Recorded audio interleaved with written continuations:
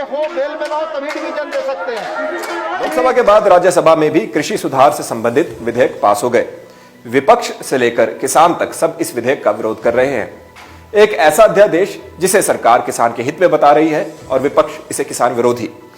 किस स्तर पर इसका विरोध हो रहा है, इस बात का अंदाजा आप इस बात से लगा सकते हैं कि एनडीए की सहयोगी पार्टी शिरोमणि अकाली दल की नेता और केंद्रीय खाद्य संस्करण मंत्री हरसिमरत कौर बादल ने अपने पद से इस्तीफा दे दिया।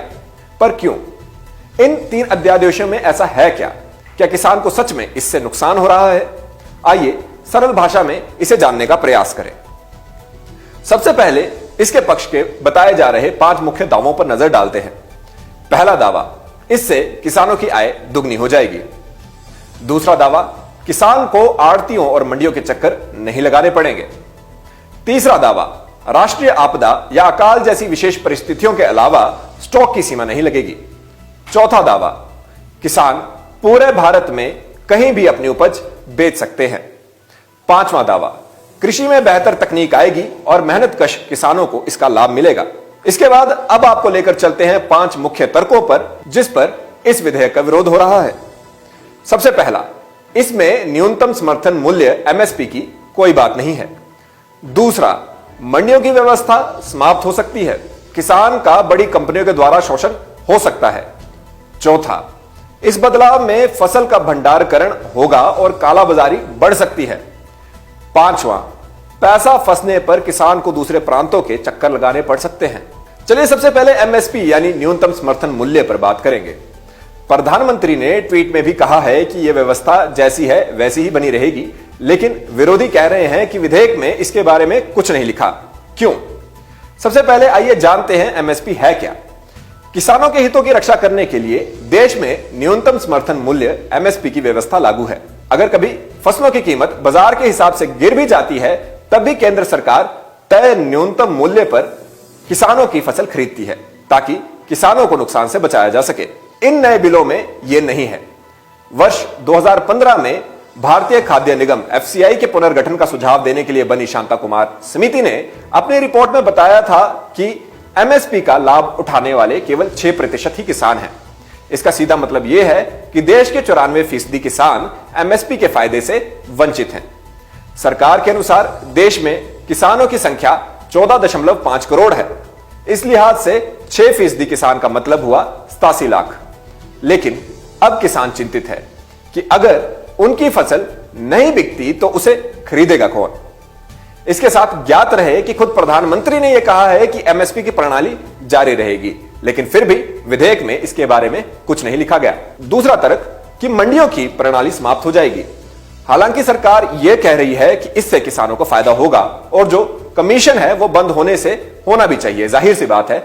लेकिन जो किसान छोटा है, लघु किसान है, जिसके पास भूमि भी कम है और उपज भी कम, और बहुत मुश्किल से वो अपनी उपज को मंडियों तक पहुंचाता है, क्या वो इस नई प्रणाली में काम कर पाएगा? इससे बड़ा सवाल आता है उन लोगों के रोजगार पर जो पूरी तरह से मंडी पर निर्भर करते हैं, जैसे वहां काम करने वाले आड़ती, उनके पास काम करने वाले लोडर्स वगैरह वगैरह।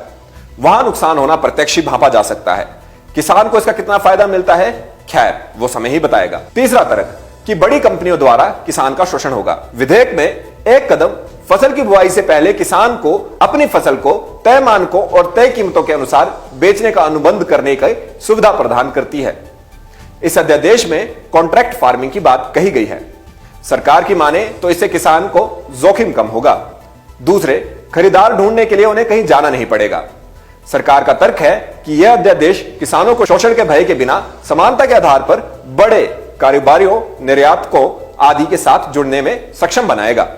सरकार का यह भी कहना है कि यह अध्यादेश से किसानों की उपज दुनिया भर के बाजारों तक पहुंचेगी। कृषि क्षेत्र में निजी निवेश बढ़ेगा। इसी के साथ इस अध्यादेश की धारा 4 में कहा गया है कि किसान को पैसा 3 कार्य दिवस में दिया जाएगा। मान ले किसान का पैसा फंस जाता है तो क्या होगा? किसान का पैसा फंसने पर उसे दूसरे मंडल या प्रांतों में बार बार चक्कर काटने पड़ सकते हैं। यह कॉन्ट्रैक्ट में हालांकि लिखा होगा। यहां बड़ा प्रश्न यह है कि क्या 2-3 एकड़ जमीन वाले किसान के पास वहां पर लड़ने की ताकत है? शायद नहीं, और ना ही वह इंटरनेट पे अपना सौदा कर पाएगा। आखिरी तर्क जो इसके विरोध में कहा गया है कि इसमें कालाबाजारी बढ़ सकती है। पहले व्यापारी फसलों को किसानों के औने पौने दामों पर खरीदकर उसका भंडारण कर लेते थे और कालाबाजारी करते थे। इसे रोकने के लिए एसेंशियल कमोडिटी एक्ट 1955 बनाया गया था, जिसके तहत व्यापारियों द्वारा कृषि उत्पादों को एक लिमिट से अधिक भंडारण पर रोक लगा दी गई थी। अब नए विधेयक आवश्यक वस्तु संशोधन विधेयक 2020 आवश्यक वस्तुओं की सूची में अनाज, दाल, तिलहन, खाद्य तेल, प्याज और आलू जैसी वस्तुओं को हटाने के लिए पास कर दिया गया है। इन वस्तुओं का राष्ट्रीय आपदा या काल जैसी विशेष परिस्थितियों के अलावा स्टॉक की सीमा अब नहीं रही। विशेषज्ञों की माने तो इससे धीरे धीरे कृषि से जुड़ी पूरी ग्रामीण अर्थव्यवस्था चौपट हो जाएगी। निजी व्यापारी सप्लाई चेन को अपने हिसाब से तय कर सकते हैं और मार्केट चलाते भी हैं। इसका सीधा असर आप जैसे और मुझ जैसे लोगों पर पड़ सकता है एंड कंज्यूमर, जो आखिरी ग्राहक है, उस पर पड़ सकता है, क्योंकि कंपनीज जब चाहेंगी, जिस मूल्य पर चाहेंगी, वो अनाज बेच पाएंगी। आखिर में दोनों पक्षों को हमने आप लोगों के बीच में रख दिया है। अब प्रश्न यह है कि सरकार जिसे कृषि की दुनिया में एक बेहतर बदलाव बता रही है, किसान की आय दुगनी करने की बात कर रही है, वो व्यवस्था कितनी कारगर सिद्ध होगी? आप उसका विश्लेषण इस रिपोर्ट के जरिए कर सकते हैं। उसका विश्लेषण हम आप पर छोड़ते हैं। फिलहाल के लिए भारी विरोध के बीच बिल पास हो गए हैं। अब इसका कृषि पर क्या असर रहेगा, यह तो आने वाला समय ही बताएगा।